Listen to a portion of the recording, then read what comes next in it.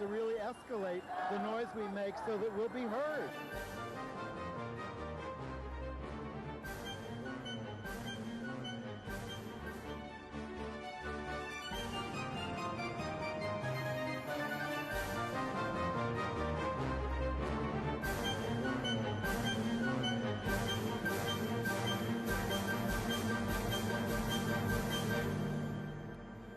Welcome to Gay USA. I'm Andy Hum. I'm Ann Northrup. And the legislative season is continuing around the country, and it's very disturbing. The South Dakota legislature had a veritable hate fest against LGBT people, but we'll try to update you about all the trouble scenes. Some good news, some bad news, and of course some good news and some bad news in the presidential election season. We will tell you how LGBT issues are playing out among the various candidates. In New York State, Governor Andrew Cuomo has taken executive action to stop conversion therapy for minors as far as he can. The convicted gay basher in Philadelphia, Kathryn Knott, has been taken off to jail for a few months. A federal judge in Kentucky is going to let Kim Davis off the hook for not signing her name to marriage licenses. There's a tiny window that may make that not true, but we'll talk about that.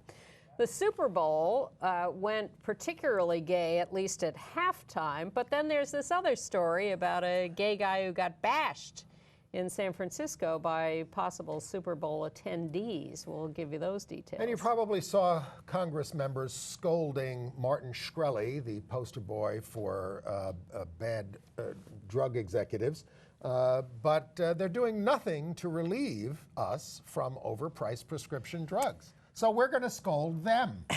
Well, the presidential candidates are making a lot of promises, but I remain perplexed about how they're really going to pull it off. Let's do something, folks. Well, let's start. Before we get to all that and national politics, let's keep our focus on the states, because that's really where the action is at the moment. Sure. State by state, 150 bad LGBT-related bills in 30 states. Yeah.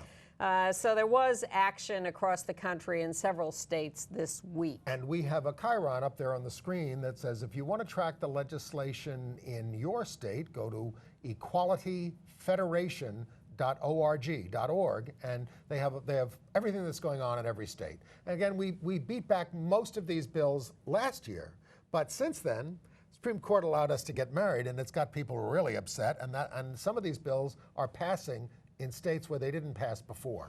And frankly, this is all connected to presidential politics too, and national politics across the board, and a national view by the right wing. But let's get to the details of this, and we can explain more of that as we go along. Well, in South Dakota, the House passed special protections for those who believe marriage is between a man and a woman, people who disapprove of trans people, or believe that sexual relations should be limited to marriage. It would allow... It specifies those categories. Yes, it would allow state contractors, including homeless shelters, to turn away LGBT people. And then it has this phrase. This is the kind of stuff that's passing. The terms male or man and female or woman refer to distinct and immutable biological sexes that are determined by anatomy and genetics by the time of birth. I mean, this is very intensely anti-transgender. What are intersex people going to do with that kind of language? But they specifically in this bill protect the viewpoint of those who believe that marriage is just for male-female couples. How is that possibly constitutional? Well, we're going to find out. Well, my question is, as we go through all this and watch this legislation, some of it passing, some of it not, how does this get challenged? Does it have to be repealed by a different legislature we elect? Is it challengeable in court? Is this stuff unconstitutional, either at the state level or nationally? These are real issues we're going to have to confront. And again, people are entitled to their beliefs, but in the public spaces, where there are non-discrimination laws, you're not allowed to discriminate. Right. They are broadening Yes. the categories of who's allowed to discriminate and how. And this is almost all coming from states where we're not protected in the first place. Well, sure. That's because why we if need a were, federal LGBT rights law. The Equality Act, it's called. It's in Congress. It would solve a lot of these problems, I would hope. And you wonder sometimes how they could be passing this stuff. Well, in Indiana, where they've been going back and forth on these bills, and we beat back some bills last week, and some were withdrawn, bad bills. The right wing is now so upset about that they are threatening to primary Republican legislators who were not sufficiently anti-gay. Yes, they were proposing these LGBT rights laws, which didn't cover transgenders, which had all kinds of religious freedom exemptions, but that wasn't good enough for the right wing, and they're ready to primary the guy. So they're Party. going to threaten that, and of course they have lawsuits going on to try to expand their rights. Now, there was a lot of action in Indiana last year. We all remember it with Governor Pence, and the business leaders were very upset, and they're very deeply worried now. But now this is happening all across the country. The focus is not on Indiana. It's everywhere. It's happening in Georgia and South Dakota and all these other states. And I don't think our movement is, I mean, there are many good people in these states who are trying to beat these things back. And specifically in Indiana, the Democrats are saying we're not giving up. We're going to continue to push good legislation. And the LGBT movement too. But I don't think our national movement is strong enough to head off all of these things. But they are trying. Yes. But we all, in fact, we all have to get involved in this. I was going to save this, but let me give it to you now. There is a new coalition called the National Equality Action Team. A lot of the veterans of the marriage movement have gotten together and are taking on these fights as the next step. And so they put up a website called theneat.org, which How do you spell that? NEAT, Okay. National Equality Action Team. And this is a function, Freedom for All Americans is leading this. They're the ones lobbying for good bills across the country and the Equality Act. And this website is a way for people to start dipping their toe into getting involved in these fights locally. A lot of state organizations around the country are listed on this website, and you can find out how to get involved in your area or perhaps start an effort in your area. theneat.org. Okay.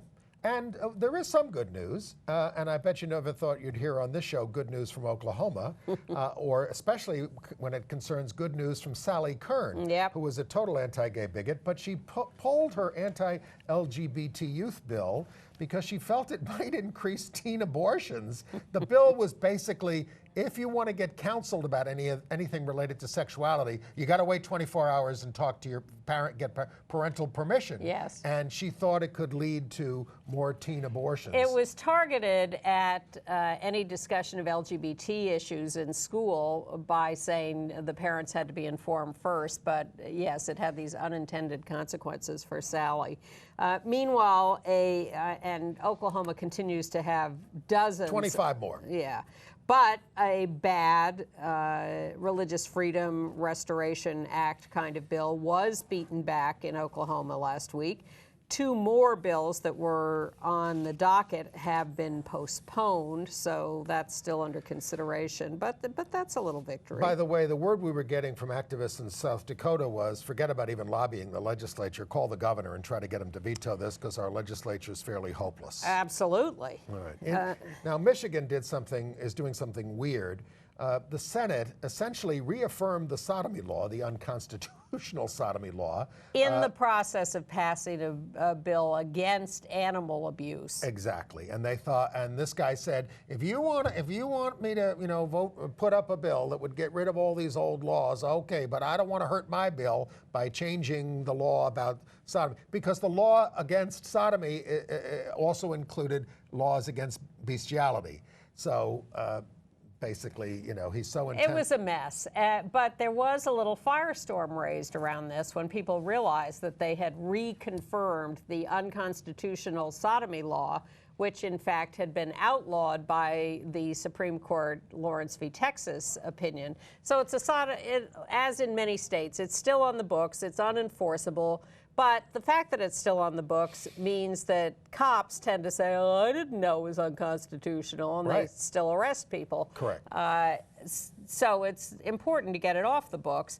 And they had just simply reconfirmed it in the midst of this other legislation. So now, since there was a little firestorm, they are going to go back and take the sodomy portion out of the bill. But, and of course, if the law passes, which is about animal abuse, you'll be banned from owning a pet for 5 years. Now, how about banning the governor? Am I crazy to think that's wrong? How about banning the governor from holding office for 5 years for poisoning the people of Flint? Exactly. That would be nice. How about abuse of the people of Flint? Criminal abuse. As we tape here on Wednesday afternoon, they're holding a big rally in Georgia, in Atlanta. Well, the evangelicals are holding a big rally. Yes, Franklin Graham, the Benham brothers. Oh, man. Yeah. Well, these are bills that are targeting us for discrimination. Yeah. They passed House committees. They let religious nonprofits opt out of serving LGBT people. It's all this religious freedom stuff. This is what we're up against. State after state after state. Franklin Graham says that same-sex marriage and transgender rights are major failures of our nation. Well, Whoa. in Florida, a Senate panel killed the LGBT rights bill for 2016, raising the issue of transgender people in locker rooms for about 2 hours. They even removed gender expression from the categories before they killed it. It's outrageous. And a local non-discrimination bill in Palm Bay, Florida, also failed. The city council there rejected a sexual orientation, gender identity, non-discrimination bill. They said it was not needed. It's special rights, bathrooms. Yes, one idiot council member there, it lost 4-1, said it would favor one group over another group. No, that's not what non-discrimination is about, council member. It's about everybody being treated fairly.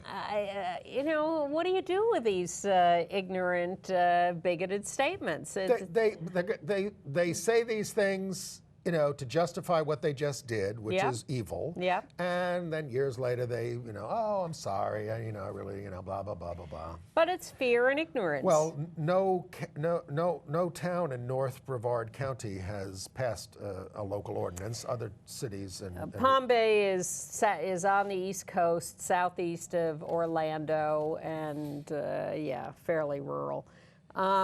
In Washington, their state, where we are amazed at how much anti-LGBT legislation has been proposed we at the thought it was moment. pretty liberal up there. But the current expectation is that the bad anti-transgender bill should fail. But the right wing is not so concerned about that, because then they're just going to try to go to the ballot and repeal all anti-discrimination bills in the state of Washington. Okay. Well, go ahead. No, well, I'm looking for legislation. Well, in Maine, it's not exactly legislation, but Governor LePage, and he is a piece of work up there, this right-winger. Yeah. He's a two-bit bigot. He stopped the State Human Rights Commission and the Department of Education from issuing rules protecting transgender students. So schools are instead being given guidelines that lack the force of law, but the head of the Principals Association said most of the schools already have these guidelines. They're way ahead of him. It's a mystery how he got reelected, but he is a big friend of Chris Christie, who thinks he's doing a bang-up job. However, Chris Christie is my nominee for Person of the Week for crushing Marco Rubio's hopes and dreams. You don't think? Thank you, You don't Chris think Christie. Terry Kierstead crushed Marco Rubio? Well, we have a picture of Terry. Terry is this 50-year-old gay guy in a bar. What's the name of the place? The Puritan Backroom Diner, Andy's favorite location in There's New Hampshire. Terry waving his finger. There's Marco with his little son.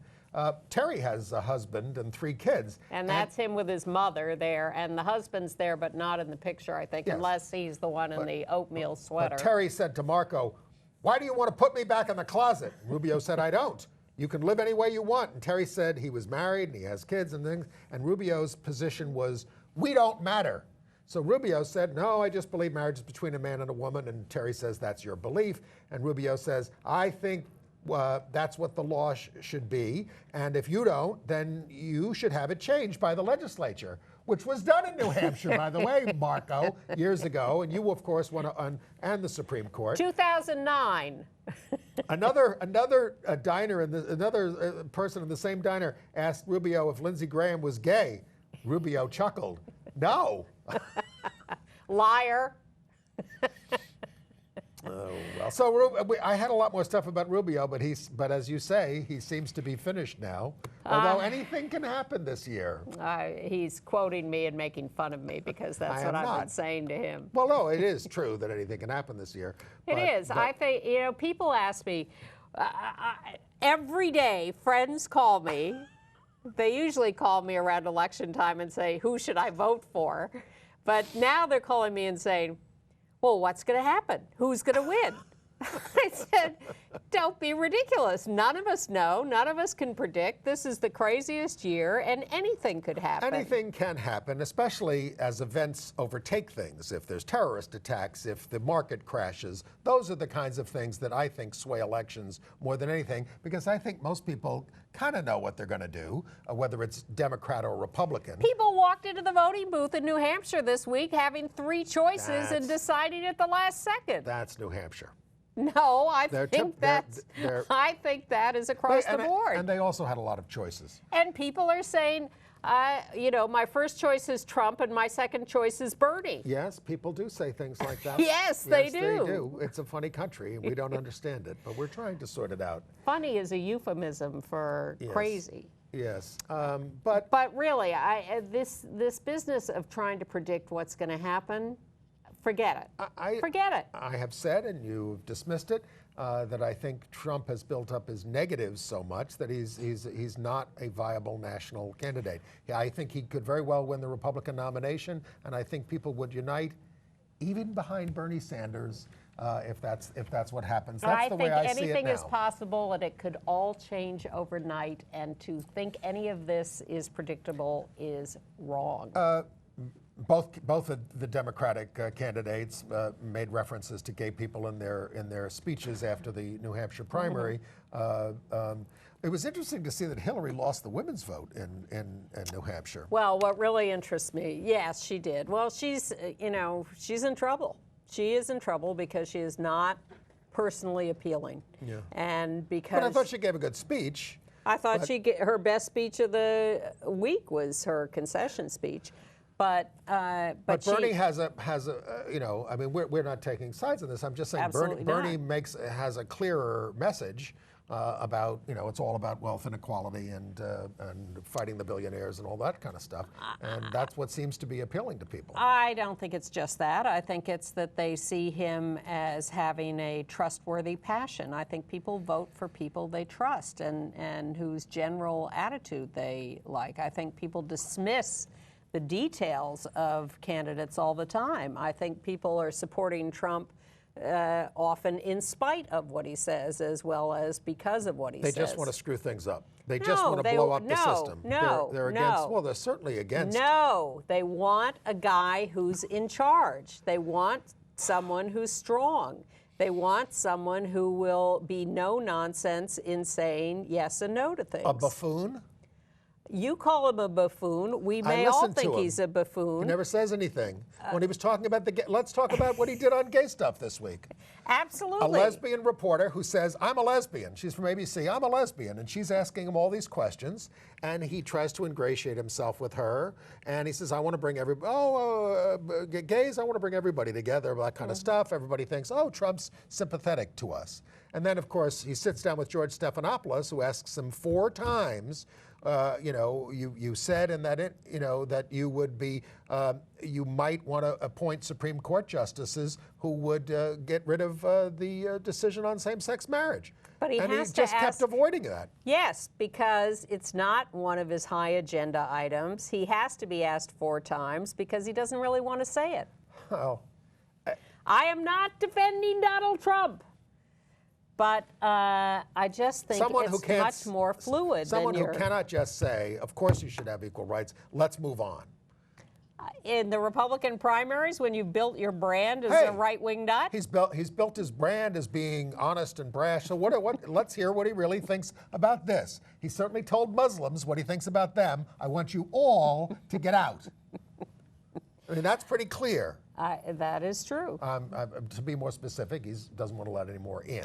So Hillary tried to undermine Bernie on gay stuff by digging up this proclamation from 1982 for a mayoral proclamation for Marriage Week in Burlington, Vermont, when he was the mayor of Burlington. And it celebrates, heterosexual marriage. Well, it celebrates marriage. Yeah. I mean, did they even say heterosexual marriage? They said man and woman, but it wasn't said in a way that was anti-same-sex marriage because it was 1982. Exactly. It wasn't on anybody's radar. No. I mean, there were a couple of cases, as we know, in the 70s. But this rally was to support people not getting divorced or beating each other up. Right. That is grasping at straws on her part, and it could backfire because if her record gets dug up more if they can run tapes of her, saying marriage is between a man and a woman in 2004. Well, and his campaign replied, hey, I voted against the Defense of Marriage Act when you were defending it. Yeah. So, look, there are legitimate attacks or points that they should all be making, but I hope they don't engage in these kinds of distortions. And in 1972, Bernie was advocating for decriminalization of homosexuality. By the way, Kasich, when he gave his speech, he only got 16% of the vote, but he's number 2 and was seen as a boost for him in New Hampshire. He sounded like a pastor when he was talking, but guess what he was going back to Ohio to do right away? Defund Planned Parenthood. So he is a hard right guy, despite the fact that he has softened a lot of his edges. Well, I thought, Trump was asked about Kasich and was he a good governor? And Trump's response was, well, he did okay because he allowed fracking. And that's how the state got successful. And I thought, there we go again. By the way, if you're looking at the national political scene, the Victory Fund reports that of the 470 out LGBT officials in this country, 16 are Republican. But what I wanted to get to actually in this political conversation, as you see the Bernie wave and the tidal wave and the enthusiasm, is if you want to elect him and have him be effective, this wave has to extend down a lot deeper into congressional races, local legislatures, city council races, and everywhere else. He says we need a revolution. I can't do this. He says I can't do this alone. Some people dismiss him and saying, oh, he's not going to be able to get anything done. Well, no Democrat's going to be able to get anything done. Obama can't get most things done. He has to do executive orders, and the Supreme Court's stopping him from doing some of those things. So yes, you need a legislature. But to do that, let's explain it carefully to people. Yes. The House, everybody keeps saying, and it's true, the House lines, the way they're drawn now by legislatures in the states dominated by Republicans, favor the Republicans. So more people vote Democrat in this country than Republican, but we have a dominance of Republicans in the House of Representatives because they drew the lines. And we're not going to get a chance to redraw the lines until 2022. And that means that in the 2020 elections, you better elect legislatures more disposed towards fairer lines or more liberal lines. That's the next chance we have to do this. Yes, but I think some of that can be ameliorated by grassroots action, by the people demanding different things in big enough numbers. And that is what Bernie is constructing for his campaign, but it has to be much more widespread and much deeper. I would say this, and I don't want to disillusion people about their work. I think it's almost impossible to overcome the Republican advantage in the House until the lines are redrawn. There are so few swing districts in this country at this stage. Some of that is being challenged locally, legally, and we've won some recent decisions. I would love it if all lines were drawn on a nonpartisan basis. Yeah. But what people can work on is issues. I mean, we're going to talk about Martin Shkreli and that's what I mean. and pharmaceutical drugs and things. If you build up enough, Must we? energy around an issue, Yes. you can even get Republicans to respond. That's my point, that it takes a grassroots movement that is really big, and I go back to the Vietnam War. The war ended because people came out into the streets and demanded it in big enough numbers. And whatever the Congress wants or is, if you have enough people coming out into the streets or online or wherever it happens these days, that can make a difference. Well, in Tennessee, parents are coming out because they don't like the fact that Franklin County High School's got a gay-straight alliance. And they say it could lead to FEMA, which is Future ISIS Members of America. FIMA. Some students in the school... Or FIMA. I think it's FIMA. All right. Some students in the school were wearing straight pride T-shirts to protest this thing. But the director of the school said that the LGBT group was properly formed, that no further action was going to be taken on it, and the only other option, if we ban the LGBT group, she said, was you're going to have to ban all student groups, which might be the price that you need to pay to keep gays from organizing. It's the constant equation. And congratulations to Hampton University, one of the historically black colleges and universities in Virginia, which has finally approved an LGBT student organization, Mosaic. They've been working on that for years. I think we need to do the Super Bowl. Oh, sure. The Stupor Bowl, which is an even more relevant name for it now that we talk about concussions. But there we have the Rainbow Super Bowl at halftime. I believe in love all over the stadium. Rainbow colors. Rainbow colors on the singers, everything. It was some of the singers, the Coldplay, not Beyonce or Bruno Mars. It was seen as a endorsement of same-sex marriage. Did Franklin Graham go to this to protest? I don't know. Well, there was a lot of debate online. I looked at some of the comments around the internet. Some called it a homosexual rainbow conspiracy. Well, it was in Santa Clara, right outside of San Francisco. And some were very happy about it. Gaga did very well with the national anthem. And Rudy Giuliani was very upset with Beyonce for being anti-cop. Well, you know, I watched the show. I thought Beyonce and Bruno Mars were terrific, but I couldn't quite get it. So I went online and looked at, first I looked at the lyrics of Beyonce's song, and I thought, I'm still not quite getting it. And then I saw the video. And the video is so fantastic, and then you get the lyrics and you get the whole setup, and it really is a radical Black Lives Matter song, and really terrific. Which is why Rudy Giuliani didn't like it. And exactly. By the way, if you're thinking that Mike Bloomberg is an alternative on this election to all the rest of the candidates, we are here as New Yorkers to tell you he was a terrible mayor on LGBT rights, on police enforcement, on shutting down dissent. Everything. Yeah. So giving the town away to the real estate interests. Just because. But I like the smoking ban. Yes. Yes, there's some debate about whether any of the Super Bowl ads were homophobic. There was some concern about the Snickers ads where Willem Dafoe was Marilyn Monroe. But that's their whole campaign of having, I've hated that campaign. I didn't see it as anti-trans. I was a little concerned that the Marmot outdoor gear ad was homophobic, the guy and the Marmot, and then he tries to kiss the Marmot, and the Marmot says, I'm not that kind of Marmot. But others sort of saw it as more benign. And there were some very pro-gay images in some of the ads. There was a house ball dancing in one of the ads. There were two women kissing in one of the ads. So there was some very pro-LGBT stuff. But the saddest story coming out of the Super Bowl was this guy in San Francisco, Jeffrey Lafayette, who got badly beaten by what was perceived as a crowd of Super Bowl fans from out of town who jumped him because he was wearing white pants.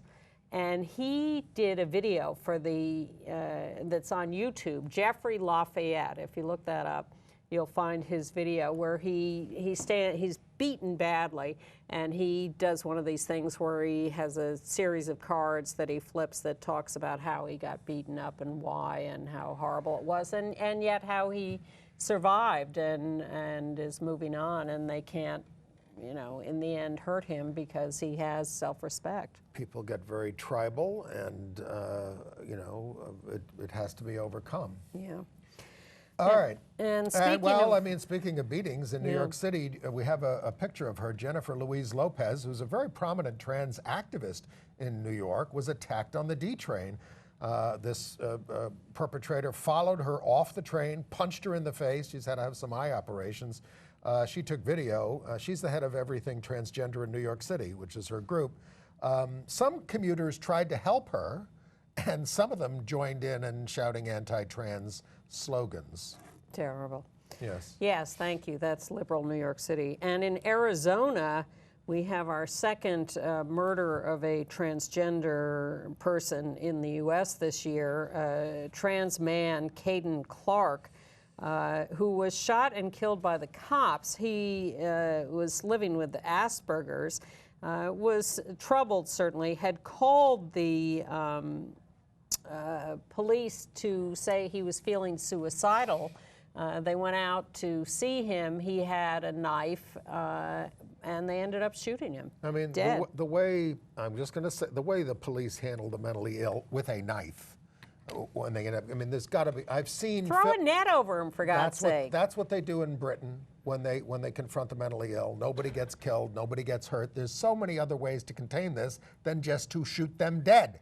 And this guy had been famous on the internet for having posted a video of himself with his dog helping him when he was having an episode of self-abuse, and jumping on him a little and pulling his hands off himself when he was hitting himself. Well, of course, if he were black, he wouldn't even have to have a knife. He'd just have to reach in his pocket to get shot. If that. Yes. All right. All right. Also, a couple of other things in New York. The St. Patrick's Day Parade is for the first time going to have an Irish LGBT group in it. So Mayor de Blasio has said he's going to march with the LGBT group, and then he's going to march with the larger parade entirely. So we hope all that works out. We've been fighting about it for 25 years. Yes. And then there's what Governor Cuomo did this week. We have not, because we have a Republican state Senate in New York, we can't get a lot of legislation passed the way they do in California. So Senator Brad Hoylman, our senator, has a bill to ban conversion therapy for minors, this anti-gay stuff. So the governor's council, they work through all the laws, and here's what they're going to do. They're going to curb conversion therapy by no state funding or Medicaid reimbursement for it, if you try to do it, and bar private insurers from doing it. It's not a complete absolute ban, but it's close to it. And licenses are threatened too, Yes. if you do it. I am concerned about the fact that a lot of this comes from religious groups anyway, so now they're not going to be able to get any reimbursement for it, but there are still religious counselors that do it. And I asked them, what about at least cutting off all funding to religious groups that are still counseling their kids that they're evil if they're gay? And what they said was, if the group is getting state funding, they're not allowed to proselytize for their religion, and I don't know. I mean, I still think that's where the big problem is. Well, the Jonah group that got kicked out of New Jersey for doing conversion therapy is now working in Israel, where the government discourages conversion therapy but has not outlawed it yet, as ours has not. And there are a lot of American rabbinical students who are over there who are getting this counseling. Yes, high demand from the Orthodox for conversion therapy. We didn't settle one crime story, and that's Philadelphia. Yeah. Back in 2014, there was a gang of people who were, people out on the town who saw two gay guys and beat on them. Two men took pleas in this, including the one who did most of the beating, but Kathryn Knott, 25, would not take a plea, and she was convicted, and she has been sentenced just to 5 to 10 months in jail. The judge asked how Knott, a hospital worker, could have walked away from the injured victim whose jaw was broken. She was also ordered to get anger management and stay out of Philadelphia for 2 years. But this guy's jaw is not going to be healed completely for a long time. Yeah. And they said that's what disturbed them the most, that this crowd just walked away and left them there beaten. All right, and let's whip through a few other stories. In Montana, Denise Juneau, the first Native American to win statewide office there in Montana, she's 48, has come out publicly, and she's going to be running for the lone U.S. House seat from Montana. There were a couple of demonstrations this week at Christian universities and colleges. We have a picture of one at Biola University, complaining about the students complaining that their colleges are asking for these Title IX waivers so that they can avoid the laws against discrimination. We have that with the students and the big statue of Jesus. Maybe the college. Maybe not at Biola. Okay, well. There it is. Yes. Biola. Biola, Give Back 9. That means retain Title IX protections against discrimination. And Soul Force is helping out with that. In New York City, Council Member Rosie Mendez has been elected chair of the now 7-member LGBT caucus. The retiring chair is Corey Johnson, our council member. Thank you to a viewer who corrected me a little on my discussion of Catholic Charities stopping adoptions in Massachusetts. I said they did it when Massachusetts took away funding. When they wouldn't agree not to discriminate against gay parents. The fact is they did it before Massachusetts took away the funding because they were anticipating problems, and they just didn't want to give kids to same-sex couples. Big push in New York to landmark Julius Bar in Greenwich Village because on April 22nd, we're having the 50th anniversary of how we won in 1966 the right to be served alcohol in bars. They went there for a sip-in. They were refused service. They challenged the regulation from the state liquor authority, and they won. That was one of my first bars in New York, but I didn't go to it until 1971. Here's an issue that could come up in the South Carolina primary. A high school had approved a trans male student using the boys' room. He'd been doing it for 3 years. But a teacher complained finally after 3 years of him without incident using the boys' room. So he's suddenly ordered to use the girls' room. He's a trans boy. Or the nurse's bathroom, and he doesn't because that's not comfortable for him. And this poor kid has now been suspended from school. Well, better news from the District of Columbia, where the council mandated that health care providers have to get cultural competency training in LGBTQ issues to increase the comfort levels for the providers and the patients. And there's proposals to do it elsewhere, but this is the first one to pass. Congratulations to Glenn Hauenstein, who is the out-gay new president of Delta Airlines. He's active with HRC in Atlanta, where Delta is headquartered, and he's one of the top out-gay corporate executives in America. Tim Cook, I guess, trumps them all, but he's everywhere. He's there. A couple of marriage notes. Yeah, first, the LA Forney Center has raised its initial $200,000 in its attempt to buy the Atla Church in New York. Which is a big anti-gay church that is being foreclosed upon. Sirius XM Radio has shut down its LGBT channel, Sirius OutQ. Well, and the Ford Foundation shut down its specifically LGBT program. But we are not going to shut down Gay USA. Not today, anyway. But, you know, this is, we've succeeded. We can be integrated. And yes, we are everywhere, as you just said. But it's poignant to lose these outlets. And they're not going to shut down Kim Davis. The Kentucky judge in the cases there, Judge David Bunning, denied the ACLU request that she reissue licenses that she had altered to take her name off. her name, and he said that the deputies issued the licenses and that they're likely to be honored in Kentucky. Yeah, that was the phrasing. That's the loophole. They're likely to be honored. Well, the governor has Give it a now try. issued his executive order that takes all clerks' names off of licenses, so at least there's some consistency. But yeah, likely valid was not a heartwarming phrase. In Seattle, a Catholic high school has refused to allow one of its alumna to put her wedding announcement to another woman in their alumni magazine. And the class president from '97, James Now, who's not gay, wrote the Archbishop and cited 1 Corinthians and said, if one is honored, every part rejoices with it. And he also noted that announcements are not vetted for divorcees or kids born out of wedlock. Did he call it 1 Corinthians? Now, that would be Mr. Trump. Yeah. In Texas, a Dallas County Justice of the Peace, who is a devout Catholic, says he will not do non-traditional weddings. But then he decided, well, maybe if someone comes to me who can tell, maybe it's okay. He's backtracking.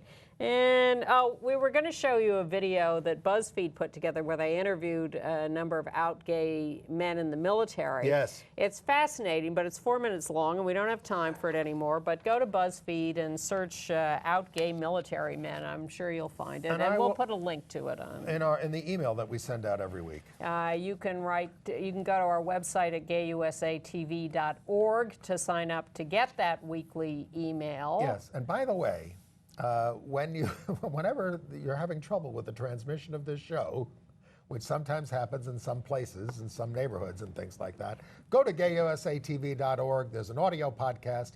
It's video. a link to video on YouTube. We're always there. Always available. All right, online. International news. Yes. Well, Portugal, the parliament there overrode the veto of the gay adoption bill, 137 to 73, the left parties. And almost 2 to 1. They only needed a simple majority, but they got almost 2/3. Right. And the president must now sign the bill. After all, he has 8 days. In the country of Georgia, the former Soviet Socialist Republic, a lawyer there has asked a constitutional court to legalize same-sex marriage. This is considered a little unlikely, as an LGBT rally in Tbilisi 3 years ago, the capital, was attacked by a mob led by priests. But good for you for standing up and asking for it. Who knows? In Turkey, the High Court there is considering the law requiring gender reassignment surgery for legal recognition of gender identity. Hope they overturn that. In Taiwan, the right wing is pushing to have a public referendum on same-sex marriage instead of a vote by the legislature, because they don't think they're going to win a vote by the legislature. In Mumbai, India, 7,000 were at Pride, including many non-gay allies. It was their 8th parade, but of course this is all in the atmosphere of trying to overturn the sodomy law at the Supreme Court. And a screenwriter of the movie Aligarh came out of the closet, which is, not a big thing over there. And that movie was about the death of a gay professor who was kicked out of the Aligarh Muslim University.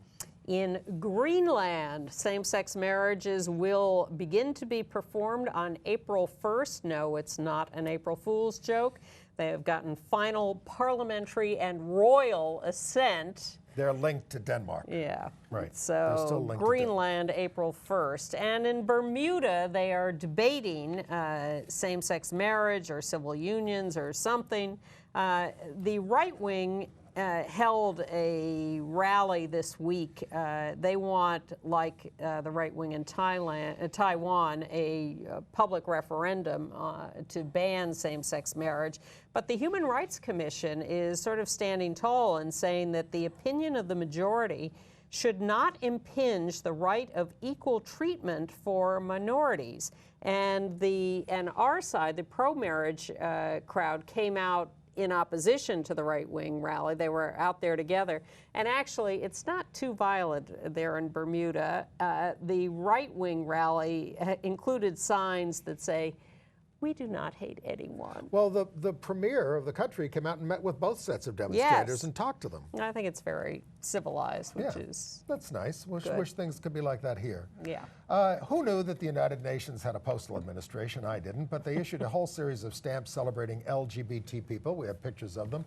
It's part of the Free and Equal campaign that was and it was unveiled at the General Assembly with a singing by the Gay Men's Chorus of New York. It has stamps and denominations from different countries, but there is a 49-cent U.S. stamp if you're It's not a forever interested in stamp? that. Very good, Andy. All right.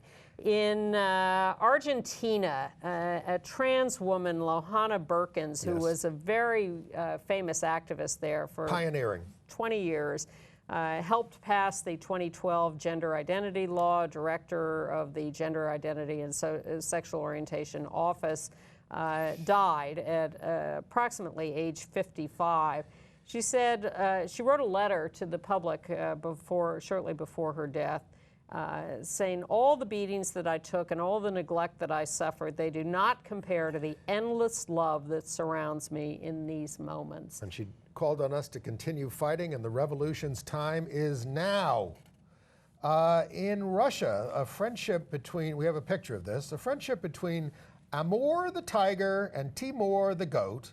Now, Timur was sent to the tiger to be eaten as Yes. a snack, and they made friends with each other. But the fact that the press is playing it up so much, and the fact that they're both males, is having the prosecutor, this is a true story, this is not The Onion, looking into whether this violates the law against non-traditional sexual relations promoted to children.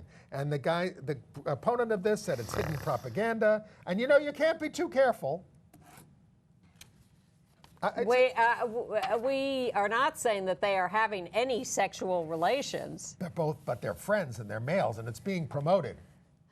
Well, you know, that's the ridiculous. The horrible is in Kuwait, where a lesbian couple who are former members of the U.S. military and now working as contractors for the military in Kuwait have been framed on false drug charges.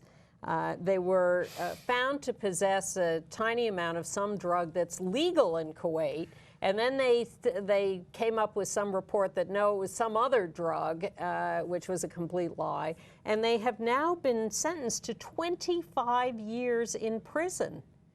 25 years in prison, this lesbian couple. What is Secretary Kerry doing about this? Exactly. What is Ash Carter doing about it, the Secretary of Defense? This is unbelievable that these women have been sentenced to 25 years in prison in Kuwait. I'm glad I never got that job in Kuwait. Well, it certainly is believed to have a lot more to do with their sexual orientation and their relationship than with any drug use by either one of them. Right. Terrible story.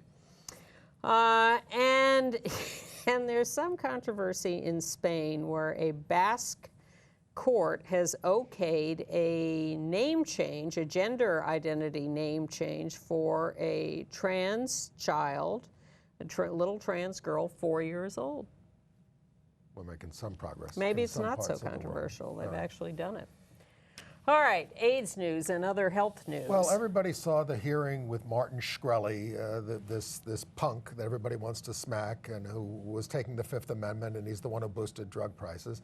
And to watch all these congressmen, Republican and Democrat, scold him and chastise him and how dare you and you're a horrible person. But they're the ones with the power to change the laws so that we can get pharmaceutical prices under control in this country, and they won't do it. Well, they're the ones passing all these trade agreements, too, which do nothing but prop up the pharmaceutical companies worldwide and forbid the countries we're making these agreements with from getting generic alternatives. You must respect U.S. patents for many, many years. You must pay these high prices. Martin Shkreli is a sideshow, folks. Do not be taken in.